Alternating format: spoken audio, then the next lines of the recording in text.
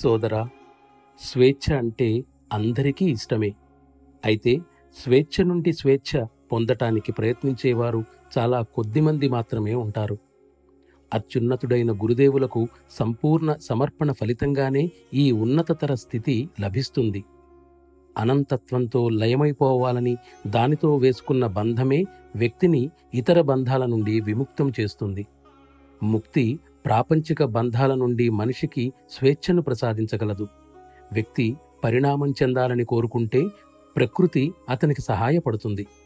వైద్యుడు తాను రోగిని ఎంత ఎక్కువగా ప్రేమిస్తున్నా రోగం తగ్గించటానికి చేదు మాత్రలే ఇస్తాడు. తను నిర్మించిన సృష్టి అంతా తగిన యోగ్యతతో పవిత్రంగా పరిశుద్ధంగా ఉండాలని పరమాత్మ వాంఛిస్తాడు. అందుకే పరిణామం యొక్క ద్వారాలన్నీ తెరవటానికి అన్ని ప్రయత్నాలు చేస్తాడు. ఇది ప్రకృతి నియమం.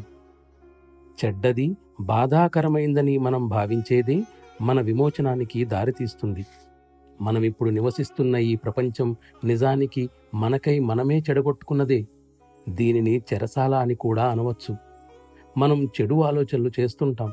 దాని ప్రభావం ప్రపంచంలో ఉంది. మనం నిజానికి చెరసాలలో ఉన్నామనేది నిజమైనా మనం ఆ భావం నుండి బయటపడాలి.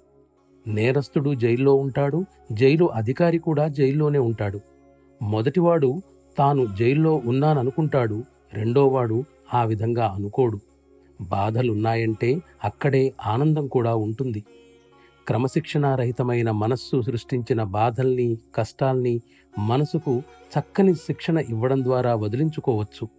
ఏదో విధంగా కుటుంబంలోని సభ్యులందరూ ఆధ్యాత్మికత్వాన్ని అవలంబిస్తే ఆ ఇంటి వాతావరణమే మారిపోతుంది. ప్రపంచంలోని మొత్తం సంపద కంటే అంతరంగ ప్రశాంతత చాలా ముఖ్యం.